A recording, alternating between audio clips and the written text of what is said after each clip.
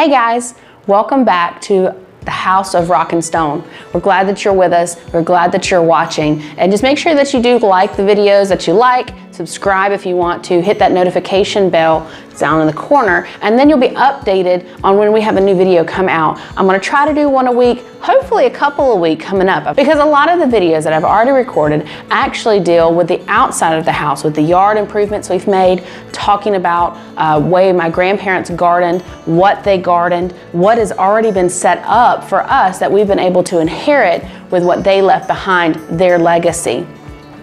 One of the best parts of my grandparents was their desire to teach other people how to live, how to survive, how to think beyond today. My grandfather was always ready for Jesus to return. And if you don't know about that, then please feel free to message me and I'll share more about what that means. We started in the basement. We started in the central first room of the house that was first built. The concrete in there actually has scribbled into it 1975 and then several of my family members' names. I haven't quite been able to get a good picture of it because it's a little faded, a little worn. There's a lot of dirt on it because of the flooding issue we've had in that room. But what I do want to show you is the upstairs. Now, if you live in the area or if you've seen a few of the pictures of the exterior, you can't tell this is a rock house at all. In fact, it's been that way for about 20 years. In the late 1990s, sounds really weird to say that, by the way, but anyway, my grandpa decided he was going to expand the upstairs of the house. As far as I know, I don't think my grandma was privy to this information. See, when it rained, the way the old exterior was designed, it kind of had like a mushroom shape to it. I'll show you what it looks like now.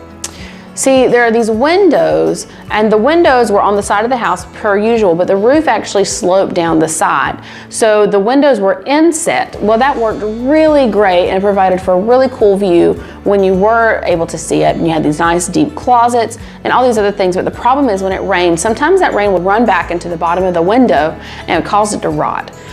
Okay, so I wanted to give you guys a little bit of the tour of our porch. To give you a feel for what the house looks like. So this is our porch. It is open to the road, so you may hear some road noise, but this is the upstairs where it is stick built. So you can see the difference between the rock first floor walls, which were featured in some of our first video. That's actually the bathroom window. It's covered to help with insulation, not because it's broken or anything.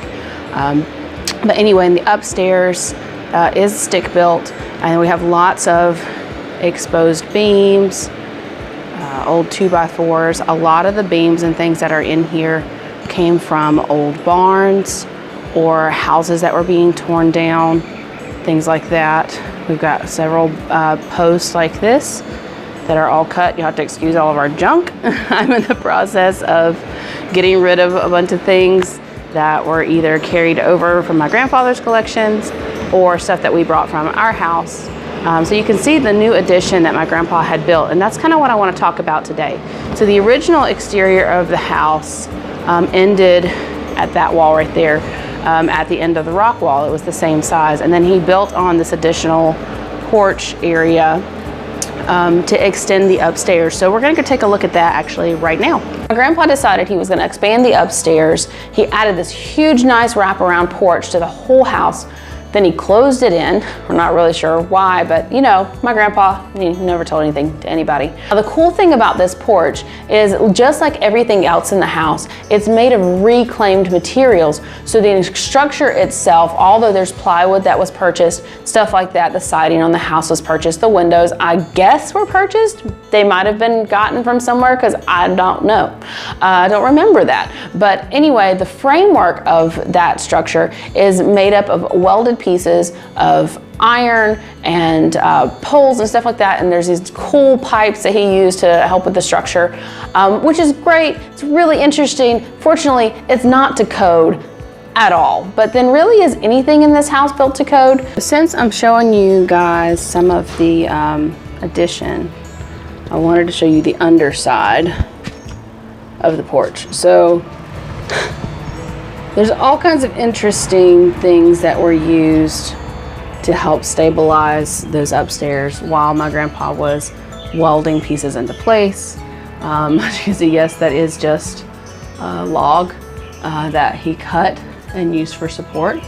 as well as welded iron, different rebar pieces, things like that, which is why, you know, most of this is going to have to come off, if not all of it. The upstairs area does have quite a few leaks, as you can kind of see here.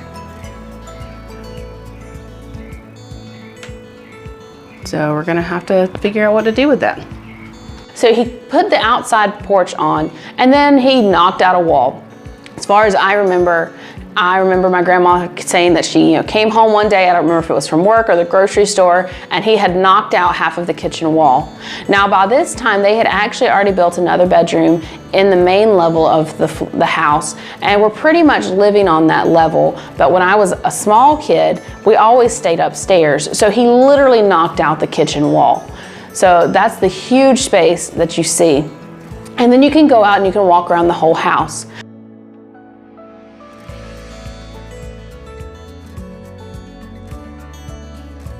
If you remember in the last video, I showed you guys the picture to the dungeon, the basement steps. So that's actually where our basement steps are, and they go down where I was videoing before, and where I'll probably do some more video for you guys soon.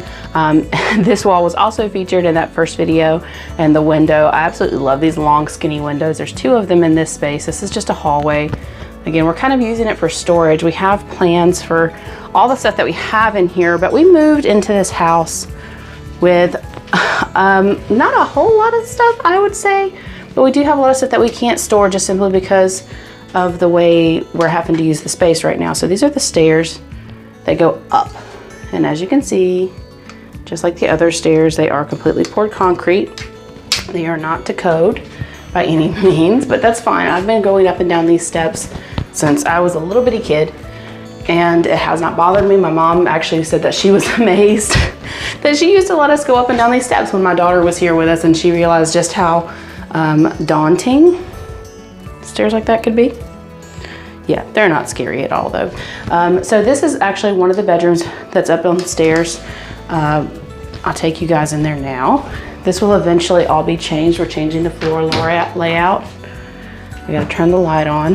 I have an interesting video that you're gonna enjoy about this room pretty soon. It had an extra resident for a little while. Some of the evidence is still on the floor.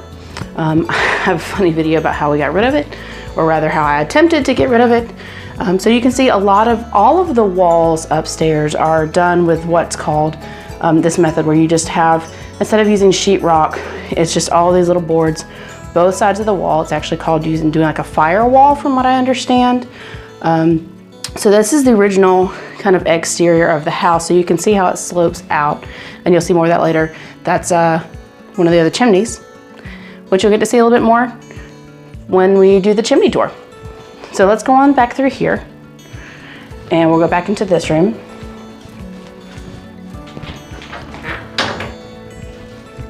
So this room, oh, apparently I left the light on. So this room has a doorway. This goes out to the upstairs directly. This used to be a closet, but this goes to that open overhang space that was out there. So like I said, we're not able to use a lot of this space right now just because of issues with critters being up here. Case in point, one of the previous residents, sorry for the shadow guys, left remnants. That's one of the only ones I have not removed. Yes, that is a snake skin. It is approximately 4 feet long. We did have a black snake. Again, you'll see in another video what our animal residence friends looks like. And then we have the main living area. So when growing up, this is where my grandparents lived. This was the main floor. It looks really kind of torn up right now because all the paneling is coming down, but you can see underneath that paneling is more of that the same type of wall construction with the firewall. So both sides of the 2x4s that create the framing for the walls have boards on both sides of them. Some of this is starting to come down. We have a lot of demo to do. There's popcorn ceiling. You can see all the lovely glitter. That was one of my favorite things as a kid, coming to spend the night at grandma's house. And when you couldn't sleep, you could lay in the bed and look at the ceiling and just see all the glitter. I thought that was one of my favorite things. Now as an adult, I'm not a big fan of popcorn ceiling, and mostly because you'll be able to see in a minute. So eventually this wall is going to come out. Just to kind of update some of my family members, I do want to add another set of stairs going down into the porch, and I'm going to actually take that wall out and go all the way through to do that as we get closer to that. But this is the wall my grandpa knocked out. This is what I always considered the guest bedroom. I'm not really sure. My family will all correct me later on whose room this actually was. There's some encyclopedias that I plan to keep. There is brick used in the construction of the house, as you saw in the basement chimney. And this chimney actually is pretty much brick from the main level edge up to the roof and through the roof line. So my grandpa used what he had. So apparently he either bought the brick or he had the brick. I'm gonna say he probably got this brick from a site, because if you look at it, there's like some remnants of paint and different things, and it's kind of chipped in places. And I don't think this was new brick when he actually used it. So again, he reused pretty much all of the materials in this house. All right, so this is the wall where my grandmother's stove used to be. All right, so her stove, you can actually see the cord is still right here. Her stove sat in the nook right here, and that was a window. And you can see from the shape of it, you can see how the original exterior of the house went out, and the window was inset, so it was straight. Grandma's stove sat right there. My grandpa always had a couple of shelves right there of drying seeds or different things like that he would have sitting there. But you can see right here is probably the best place to see how the walls fit together. So that is the original exterior of the rock wall. We have a hose running because we recently changed the water heater and had to drain that. So that's where the hose is coming from.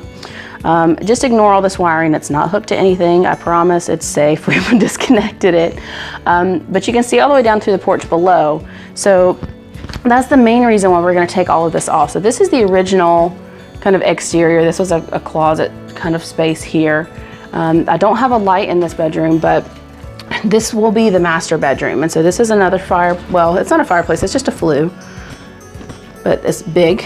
This actually is connected to the corner fireplace in the basement and the fireplace in our main living space. So eventually it'll be a great feature for our master bedroom, and I'm really excited about that. But because the way my grandpa built the angles to the wall, he created closet space, which was great. So every bedroom had these nice little kind of closet nooks. So there was lots of storage. We do have some leak problems though. So we'll have to address that as we come to it. We're gonna have the entire roof replaced and all that other stuff too. So no worries on the leaks. We've been upstairs and looked around. There's not a whole lot of water damage to the rafters. It's just a couple of spaces. And then we're gonna come out here and I'm gonna show you what the exterior walk around looks like. Okay, so I wanted everybody to be able to kind of orient themselves. So this is the upstairs. This used to be my grandmother's kitchen. The wood stove, as you can see, was the primary source of heat, and that's still our primary source of heat for the house. We have a wood stove downstairs. But this is the original exterior of the house. A lot of the shingles and stuff has been removed from this site because this was where there was some leaking. So my grandfather knocked this spot out first. And you can see the original insulation and the shingles and things like that. But if we go this way, you can see a little bit more of how it looks before. So it is falling apart. There's quite a bit of water damage. I'm trying to keep an eye out for where I'm walking because there is a really huge lizard who makes his home up here. I haven't gotten a picture of him yet, but he's very fast and he's very large. So you can see this is the original exterior of the house and the way the windows were done. They were inset. They were actually slightly angled inside to also help with drainage. And these on this side of the house didn't have as big of a problem because of the way this bottom part is slanted. My grandfather slanted it out to help the water drain out, but not all of the windows fared so well.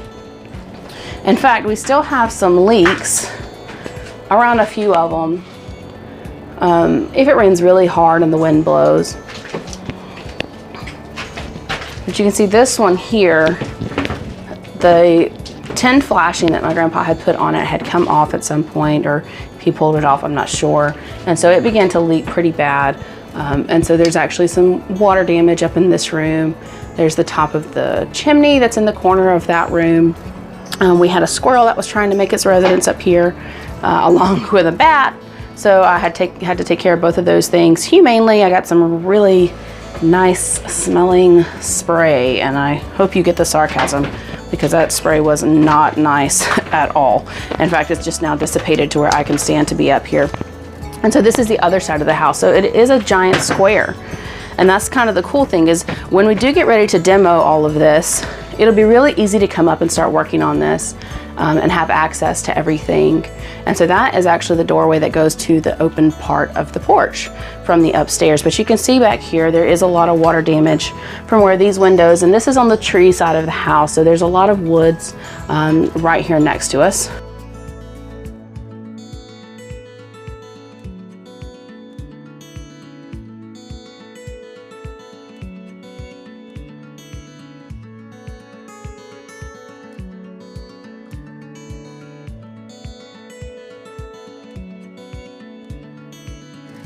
So originally, when my grandpa had to get up on top of the roof, there were several ladders like this that were attached in different places near the windows, so they could just go out and climb up on the roof if they wanted to. That's not where this one actually came from. I think this one was attached over here somewhere. I'm not really sure. There's another one that was attached on the other side, and that may be where this one is from. But I always thought it was kind of scary, daunting, whatever. But I guess, you know, you gotta do what you gotta do when you're way up. You gotta be able to get to the roof. So we are in the process of finding a contractor, and I've talked to several, but we're in the process of finding a contractor who's actually interested in taking on this huge project. Now, there's a lot of stuff that we do want to do ourselves, but when it comes to bringing certain things up to code, like the electrical, getting the plumbing fixed, and stuff like that, we want to make sure structurally that everything is safe. Because we don't want to fix this house just for us. We want it to be here for future generations. We're actually going to be taking off all of that old exterior, and we're going to take it all the way down to the original studs, which are actually level with the edge of the rock underneath. So we're going to take it back into the original rock wall shape, square, rectangle, whatever it is. We're going to take it back into the original rock edge, and then we're going to work from there to create the new exterior. I've drawn up some plans of what I want it to look like, and what I'm kind of thinking in my head will work really well for what we have, but I'm not going to release that just yet, because who knows, it might change.